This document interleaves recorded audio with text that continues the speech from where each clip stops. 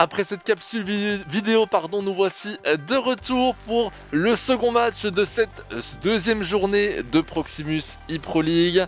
On a eu un match très intéressant, très mouvementé, avec finalement pas tant de buts que ça par rapport au nombre d'actions. Peut-être qu'on aura le match inverse, qui sait, dans celui-ci. C'est vrai qu'on a eu dans le match Club de Bruges-Eupen beaucoup d'occasions, mais juste un score de 1, un peu de but.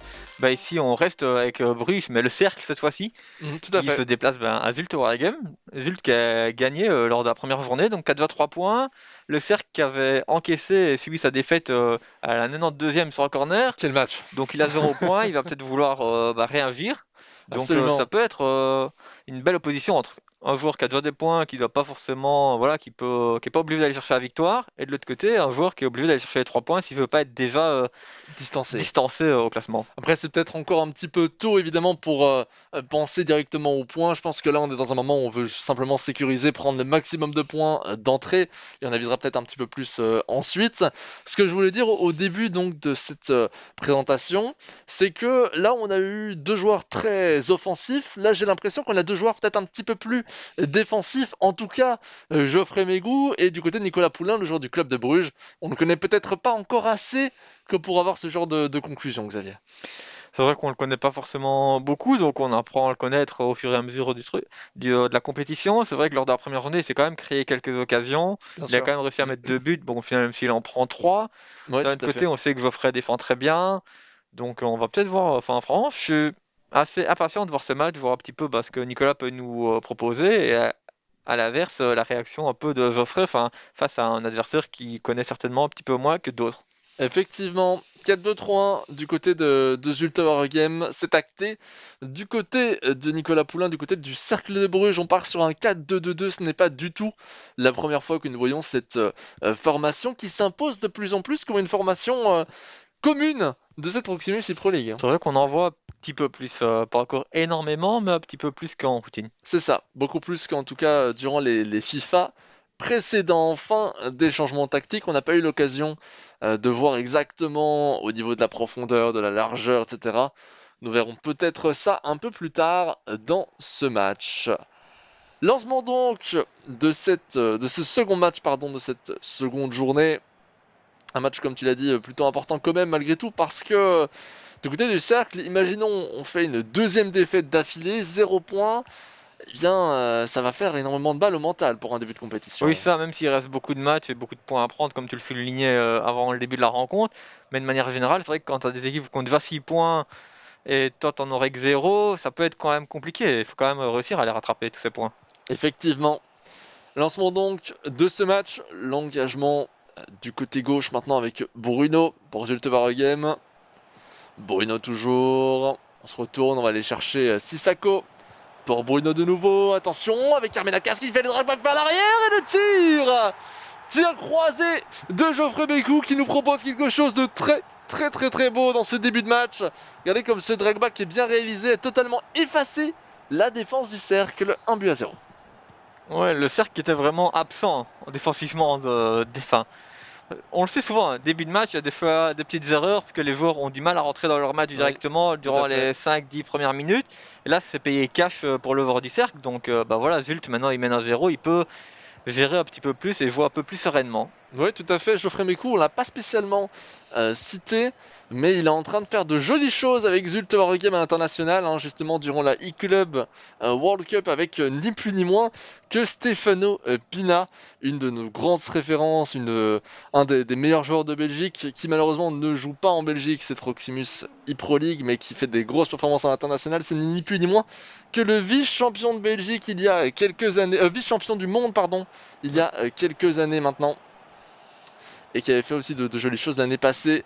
Malheureusement, pas encore de titre pour Stefano Pina. Le tir d'Armenakas. Et bien pour l'instant, la domination, elle est nette et sans Ouais. bavure. Hein. Geoffrey Mécou qui nous montre vraiment son meilleur niveau de jeu pour l'instant, à tel point que je pensais avoir le temps de faire une analyse. Il ne m'a absolument pas laissé le temps. C'est vrai que Geoffrey, sur FIFA 17, ou même 18, pardon, il était très fort. Il était peut-être pas au niveau de Stefano, mais il se qualifiait aussi pour les événements internationaux. Puis pendant 2 saisons, on l'a vu un petit peu en deçà. on l'a vu un peu moins sur FIFA ou autre, et c'est vrai que cette année on a l'impression qu'il revient vraiment bien, enfin comme ici justement, Bien sûr. après un quart d'heure de jeu enfin quasi peu de temps, il mène déjà 2-0, il n'est pas en danger, il a remporté son premier match, comme tu l'as dit même en e-club avec Stefano, il a fait de bons résultats, Stefano l'a félicité aussi parce que Tout à fait. voilà, il a vraiment élevé son niveau de jeu et je pense qu'il revient vraiment bien dans la compétition. Tout à fait, alors que pourtant c'est un joueur plutôt expérimenté, plutôt vieux. En général, quand on voit ce genre de montée, de reprise de niveau, c'est dans des situations, voilà, où, comment dire, des joueurs sont jeunes, des prodiges, 16, 17 ans, on pense à Matax, hein, pour ne citer que lui. C'est rare que des joueurs plutôt vieux ressurgissent d'un coup et nous reproposent un grand niveau de jeu de grande qualité. Bah justement, moi je suis pas forcément d'accord avec toi, puisque quand on est un peu plus âgé, des fois il suffit qu'un FIFA nous corresponde un peu moins, C'est vrai tandis que ça, quand on est plus jeune, on a plus facilement le temps de s'adapter, on s'adapte plus facilement, et donc de manière générale, bah, tous les FIFA nous conviennent plus ou moins, c'est vrai. tandis que quand on est un peu plus âgé, même si on n'est pas vieux à 30 ans ou autre, mais Bien sûr, à l'échelle de la scène voilà, FIFA, hein, voilà. bien sûr. C'est vrai qu'il faut toujours justifier ceci. C'est très rare, hein, les joueurs de FIFA qui ont plus de 30 ans. C'est très très rare dans cette compétition. Il n'y en a tout simplement pas, si je ne me trompe pas. Donc c'est très intéressant à analyser. Otic, récupération de Kenny Orgas finalement, on s'en revient. Dans les pieds de Van Hout avec Sommers. Sommers toujours, et on vient se heurter à Sissako. Attention, les contres ils sont quand même pour le cercle des Bruges avec Sommers de nouveau. Et c'est Abdallah qui vient reprendre ce ballon et se dégager maintenant sur l'aile droite avec Bruno. Et pour l'instant, bah, j'ai quand même l'impression qu'il va falloir montrer quelque chose de nouveau du côté du cercle si on veut encore espérer l'emporter. En tout cas, il faut montrer autre chose que ce qu'il a montré jusqu'à présent. C'est Parce que ça. pour le moment, il est un petit peu aux abonnés absents, il a pris 2 goals très rapidement. Et bon, après, Zoffrey, maintenant, il peut défendre tranquillement, tandis que le cercle va vraiment devoir prendre des risques pour pouvoir revenir au score. Surtout, plus le match va avancer, plus il va devoir prendre de risques, ça risque d'être peut-être compliqué. Absolument. Srarfi pour Sec. Dumpé. Le double contact de Dumpé. Le râteau. La croqueta. Le tir et le but. Premier poteau.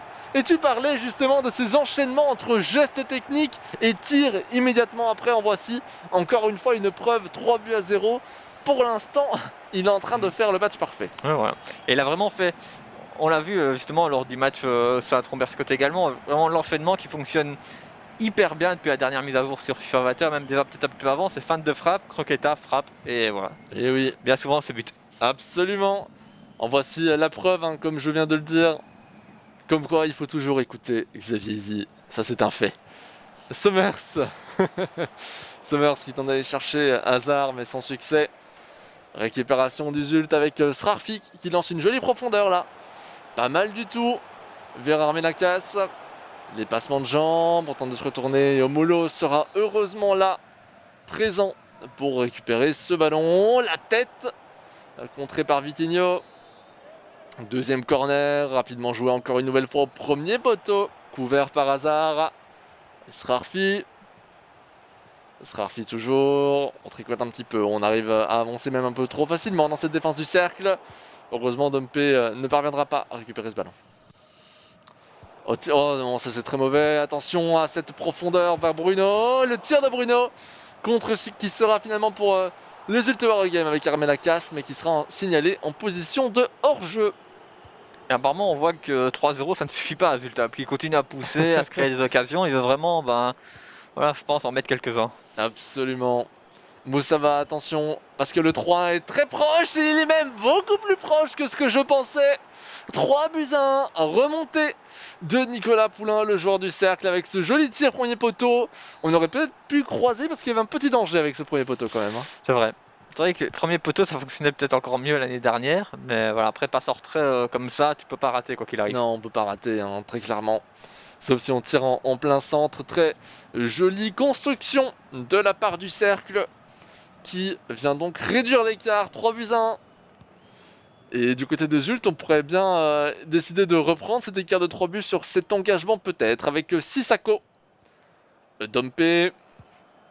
Dompe pour Bruno. Bruno de nouveau vers Dompe, ça ouvre pas mal d'espace, hein, aux abords du rectangle maintenant dedans.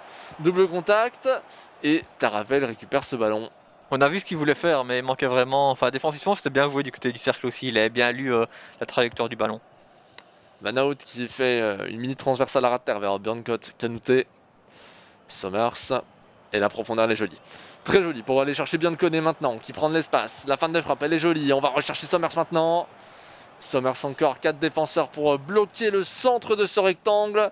Et on recule avec 0 opportunité pour le porteur du ballon. Hazard pour Kanouté. Kanouté de nouveau. On va chercher Sommers. Van Hout. Se retourne. Difficile de trouver encore une fois des opportunités offensives à tel point que l'on finit par perdre ce ballon. Avec sec pour Bruno. Bruno toujours, Sissako, 3 buts 1, 43e minute de jeu, on s'approche tout doucement de la première mi-temps qui a été pour l'instant, je pense, je ne suis pas sûr que c'est à vérifier, celle avec le plus de buts depuis le tout début de cette Proximus Super League. C'est vrai que 4 buts en une mi-temps, c'est vrai enfin surtout en première mi-temps, je pense pas qu'on en avait vu beaucoup. Ouais, je prends pas trop de risques en plaçant cette citation, je pense. Peut-être Anderlecht Ostend et encore. Et encore, parce que c'était plutôt en seconde partie de match que Zakaria Mentato avait bien réussi son coup. Quelle passe d'Armenaka, ça revient presque dans ses pieds avec la tête de Dumpé. Et par contre là, on s'est effondré face aux joueurs. La fin de la première mi-temps est sonnée pour l'instant. Une victoire nette de Jules Game, 3 buts à 1 pour Geoffrey Mégou face à Nicolas Poulain. Zult 3, Cercle de Bruges 1. C'est logique pour l'instant, non? Ouais, de toute façon, on le voit également au stats, hein. Il y a 4 tirs, 4 frappes et 4 frappes cadrées du côté de Zult. Bien Et sûr. du côté du Cercle de Bruges, seulement une frappe cadrée, un but. Donc beaucoup de réalisme, lui. Enfin, il n'a pas fallu beaucoup pour rater. Du côté du Cercle, enfin de Zult, pardon, ils en ont pas raté également non plus. Mais bon, voilà. Enfin, Zult a vraiment mis la pression en début de match. Il a fait la différence assez facilement, même Bien trop sûr. facilement, je trouve. Il y a eu Après, beaucoup le d'espace au Cercle a début. essayé de réagir, mais bon, le fait, c'est que quand tu réagis à 3-0, c'est peut-être déjà un peu trop tard, hein. C'est peut-être effectivement un peu trop tard, tu fais bien de le dire. Néanmoins, on a ressenti quand même que depuis le but inscrit par le cercle, on a eu une physionomie de jeu un peu différente. Pas de là à donner un énorme avantage au cercle, mais au moins de là à équilibrer les chances des deux équipes dans cette seconde partie de première mi-temps. Peut-être qu'on aura encore l'occasion de voir ce changement de physionomie dans la seconde. On relance donc ce match. Zulte Waregem, Cercle de Bruges, on le rappelle, et c'est Sommers au ballon avec Vitinho. Vitinho pour Van Hout, on va faire tourner de l'autre côté, aérer un petit peu avec Biancone, Van Hout, vers Otic maintenant. Au centre, il y a une opportunité de pivot, mais j'ai quand même l'impression que, et ça je le dis depuis le début de la première mi-temps, on manque d'ouverture du côté du cercle. On a l'impression que les joueurs ne vont pas suffisamment vers l'avant. Ils vont pas forcément vers l'avant. Après, défensivement, quand on voit le nombre de défenseurs de Zult, il faut réussir à aller vers l'avant et trouver les Ah, espaces. et ça c'est clair, C'est peut-être ça évidemment. aussi qui fait que le cercle a du mal à aller vers l'avant. Tout à fait. Faut aussi souligner la bonne défense évidemment de Zulte Waregem depuis le début de ce match et on en parlait justement de ce potentiel défensif. On s'attendait à un match un peu plus fermé que le premier. Au final, on a eu tort sur ce point. Van Hout. Moussaba, Otic, récupération d'Oparé pour Bruno maintenant. Pas que vers l'avant, c'est bien réalisé pour aller rechercher Oparé de nouveau. Bruno, Sissako. Sissako toujours et on va rechercher Ali Mohamed. Ton pronostic pour la fin de ce match, est-ce qu'on va revenir au nul? Est-ce qu'on va creuser l'écart? Je pense que Zult va s'imposer. Je vois pas forcément le cercle, et il peut me faire mentir, mais je le vois pas forcément revenir. Je pense même peut-être que Zult va remettre un but parce que le cercle va pousser pour revenir. Ouais, c'est Et possible. qu'en contre-attaque, Zult va certainement en mettre, parce que voilà, là, je pense que on l'a vu justement à la mi-temps, Zult, il a demandé à ses défenseurs latéraux de rester derrière en attaque maintenant, alors qu'avant il montait, et donc maintenant il est vraiment dans une gestion du score du côté de Geoffrey. Bien sûr, en plus, laisser nos latéraux en arrière, c'est pas mal d'opportunités pour faire tourner. Revenir en défense à tout moment parce qu'on a beaucoup plus de joueurs dans notre camp. Si on a le moindre danger, ça va sûrement se voir au fur et à mesure. Et là déjà, ça se voit avec cette construction. On n'hésite pas à revenir en arrière, prendre son temps. Il y a un pressing du côté du cercle, mais il n'est peut-être pas assez haut. Bon, pas assez haut et peut-être un peu trop passif également. Là, voilà, il commence à presser, mais il est dans sa partie de terrain. Alors que tu perds 3-1, Geoffrey c'est quand même un joueur d'expérience. À 3-1, il va pas essayer d'avancer bêtement. Bah bien sûr. C'est au cercle de sortir, et Geoffrey le sait très bien. N'empêche que le pressing a quand même eu un très bel intérêt ici sur cette récupération. Moussaba. Moussaba pour aller chercher Sommers. On a un joueur qui est tout seul mais qui est bien hors jeu hein, dans l'axe. Qui est cherché maintenant à la présence d'Otic. La profondeur vers Sommers. Heureusement que De Bock était présent pour récupérer ce ballon. Ça a été très vite. Et là ça revient dans les pieds de Sommers. Attention avec cette profondeur pour Hazard. Et De Bock de nouveau.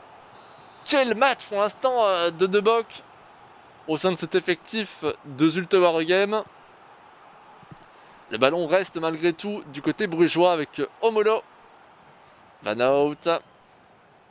Van Out toujours. On va rechercher Kanouté pour Sommers. La passe en retrait pour Van Out. Vitinho. Van Out de nouveau. Très peu d'espace laissé à cet effectif. Otic. Belle récupération de la part de Kenny Orgios qui était bien placé pour récupérer ce ballon avec ce joli tacle debout. Qui va permettre de dégager en profondeur un peu trop osé, mais ça marche parfois hein, sur ce FIFA. Il faut essayer. À 3, tu peux te le permettre. Oui, clairement. Et surtout, imaginons la profondeur passe. Il a une occasion pour le 4 nette, hein. Très clairement, c'est une opportunité nette. Sommers, belle conservation du ballon en allant chercher Moussaba, mais ce n'est pas vraiment ce qu'on recherche, hein, la conservation du ballon dans ce match. Otic, retour en retrait avec Van Out. Sommers, c'est pas mal tenté, on aurait peut-être pu aller chercher la profondeur, jouer en retrait, le tir d'Otic. Le tir d'Otic, par contre, honnêtement, je vais être honnête avec vous, chers spectateurs, je n'ai rien compris. Il y a eu pas mal de contres, pas mal de gestion, et la passe, je ne m'y attendais finalement pas. Belle gestion de la profondeur, malgré tout, pour aller la chercher. Du côté de Zult, une petite erreur qui se payait assez cash. Hein. Il perd le ballon bêtement, et puis le cercle ne s'est pas fait prier. Il a même trouvé le décalage, et tu avais un attaquant qui était tout seul au point de penalty, face avec le gardien, il l'a pas raté. Et l'engagement qui peut être payant du côté de Zult pour prendre sa vengeance immédiatement. Le tir splendide, mais malheureusement à côté. Pensez à tous ceux qui ont eu l'effet d'optique en voyant en plus la caméra du côté de Zult. Non, c'était bien à côté de peu, mais c'était à côté. 3-2 toujours pour Zult. Avec une nouvelle occasion. La passe en retrait pour Dompe. Le tir de Dompe. Voilà, on le sent évidemment. Hein, c'est lié au pressing extrêmement haut. Profondeur très haute. Il avait tout l'espace. C'est ça, le cercle pousse pour revenir. Il a réussi il avait plus qu'un but de retard. Mais bon, à côté de ça, si Geoffrey commence à jouer et à ne plus que défendre, eh ben oui, il y a de l'espace derrière et ça fait 2-3 occasions. Et puis là, il était tout seul. Enfin, oui. Toute la défense était tellement haute du côté du cercle que il a déjà raté une occasion juste avant de faire 4-2. Il va pas en rater 2 d'affilée. Ouais, il faut aussi souligner le centre à mi-hauteur très bien réalisé. Le joueur était esselé évidemment. Ça, on vous l'a dit, c'est lié au pressing. Mais est-ce que malgré tout, c'était un mauvais choix du côté du cercle? Pas spécialement. C'était plutôt bon. C'est peut-être ce qu'il fallait faire, dans tous les cas, prendre ce risque pour espérer remonter. Oui, il avait 2 buts de retard. Et puis maintenant, ici, il restait plus qu'un petit peu moins de 15 minutes de jeu. Donc pour revenir, il fallait prendre des risques. Et peut-être qu'on peut revenir encore à 4-3 avec cette action. Avec Hazard qui se retourne. La fin de frappe d'Hazard, c'était pas mal tenté. C'était pas mal tenté pour aller feinter Sissako. Ça tentait un tacle. Et là, on voit la différence justement entre Geoffrey et Nicolas. C'est que Geoffrey, il fait un fat de frappe, Croqueta, il frappe. Et puis ici, il fait un fat de frappe et puis il essaye de frapper. Il aurait fait une croqueta pour se décaler. Je pense que le ballon aurait pu finir au fond des filets. Après, il faut voir si le défenseur ne l'aurait pas intercepté. Mais je pense qu'il y a peut-être plus de force que ça rentre. Oui, tout à fait. Tout à fait. Sissako était en plein sur l'action. Il n'a pas été pris par la fin de frappe. 85e minute de jeu, on a quand même vachement l'impression que ce match va se terminer par une victoire du côté de Zult. Srarfi pour Boston. On va chercher au paré maintenant sur l'aile droite. On lève ce ballon sans succès, hein, vraiment.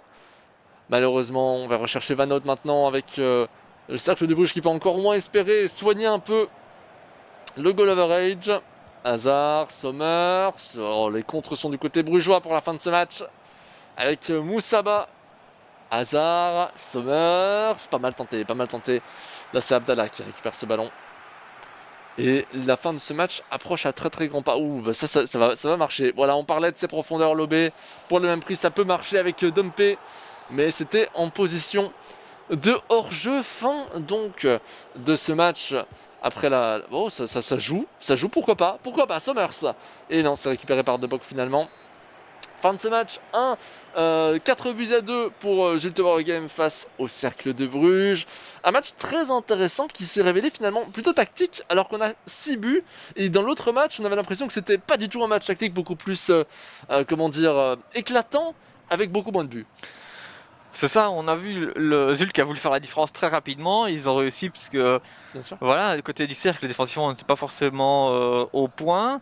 Et justement, on peut peut-être tirer une petite conclusion du côté du cercle, c'est qu'offensivement, ça va, ça fonctionne. Il a mis 2 buts cette fois-ci, il a réussi à mettre 2 buts à faire lors de la première journée. Tout à fait. Donc offensivement, il est présent, ça fonctionne bien, mais défensivement, il y a quand même de grosses lacunes, parce que voilà, ici il a pris 4 buts, la fois passée il en a pris 3, donc il doit peut-être travailler sa défense. Ouais, tout à fait, très intéressant comme analyse. Pour tous ceux qui viennent de nous rejoindre, le premier match s'est soldé sur un nul entre le club de Bruges et le KS Eupen. Vous venez de voir, Jules vient de gagner contre le Cercle. On verra dans très très peu de temps Courtrai contre la Gantoise. Et maintenant, il est temps de faire une petite capsule vidéo. Capsule vidéo avec, comme je vous l'ai dit précédemment, Zeror, Elias Bray, le joueur de Zintron, qui cette fois-ci m'en a raconté comment est-ce qu'il a eu envie de devenir professionnel et oui, devenir pro dans l'e-sport. C'est un choix très intéressant également. Et comment sa structure, de manière générale, l'aide à évoluer maintenant en tant que pro. On écoute ça.